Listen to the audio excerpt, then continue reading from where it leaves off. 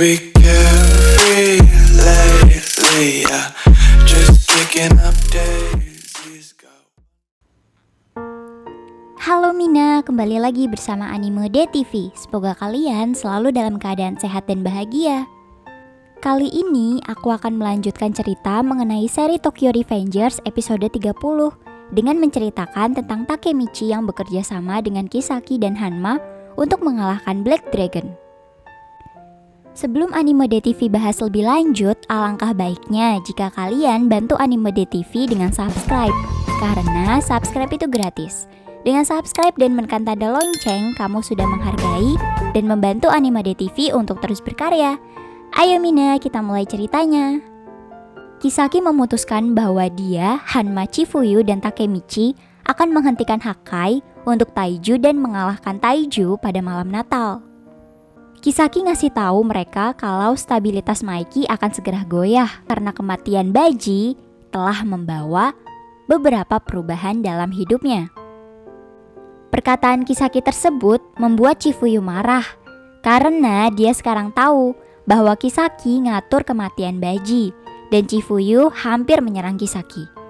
Selanjutnya, Kisaki memberitahu Takemichi bahwa dia ingin tahu besok apakah mereka akan bekerja sama atau tidak.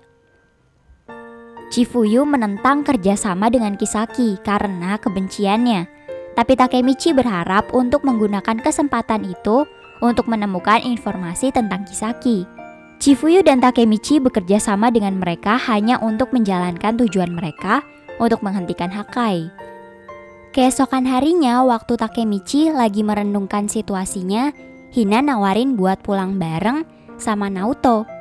Mereka berhenti di sebuah bangku, di mana Hina mengatakan kalau dia udah gak sabar lagi nunggu Natal, yang akhirnya membuat Takemichi bertanya-tanya apakah dia sudah merencanakan untuk melakukan sesuatu dengan Hina di hari Natal.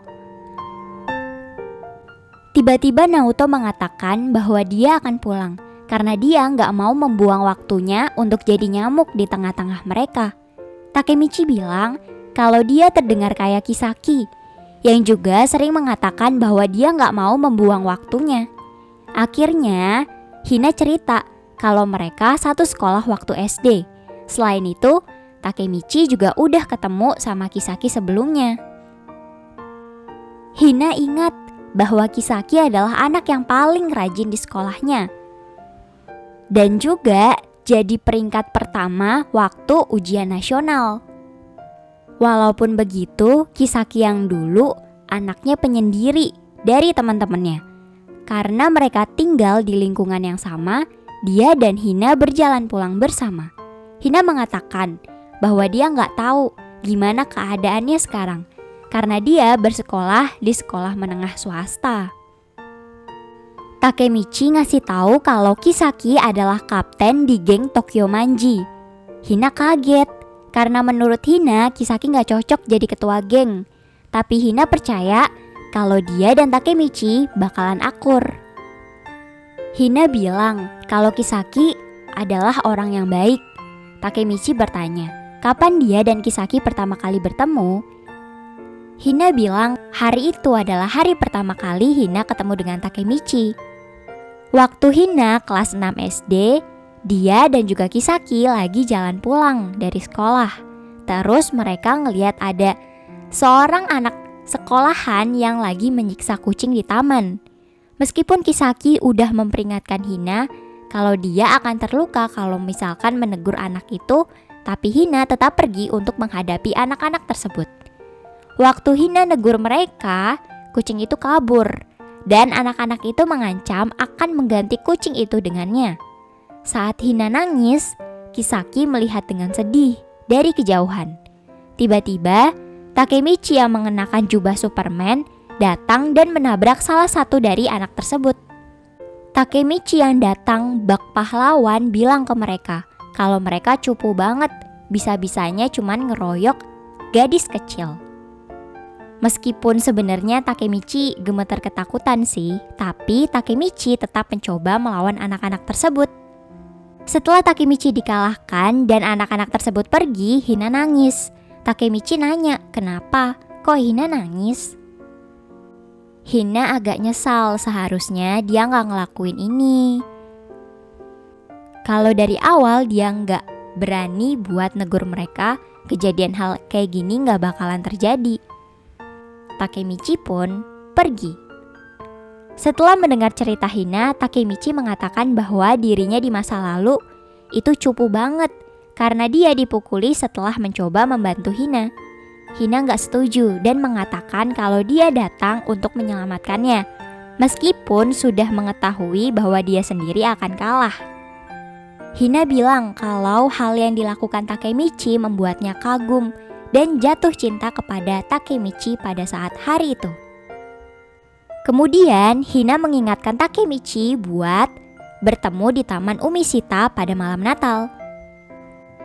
Waktu Takemichi jalan pulang dengan gembira, dia tiba-tiba ingat Taman Umishita adalah tempat di mana dia mencapakan Hina pada malam Natal di masa depan. Takemichi bertanya-tanya apa yang akan terjadi pada pertemuan mereka karena Takemichi percaya bahwa dia nggak mungkin mencampakkan Hina. Selain itu, malam Natal hanya seminggu lagi, jadi dia nggak punya alasan buat mencampakkannya saat itu. Saat Takemichi meyakinkan dirinya sendiri, seorang pria mendekatinya, memperkenalkan dirinya sebagai ayah Hina dan Naoto. Orang tersebut bernama Masato Tachibana. Mereka kemudian duduk di sebuah restoran. Masato memberitahu Takemichi kalau istrinya udah bercerita banyak tentang Takemichi, seperti Hina yang berkencan dengannya. Takemichi terlihat gugup di depan ayah Hina. Tetapi Masato meyakinkannya dan memberitahu Takemichi kalau dia nggak perlu begitu gugup.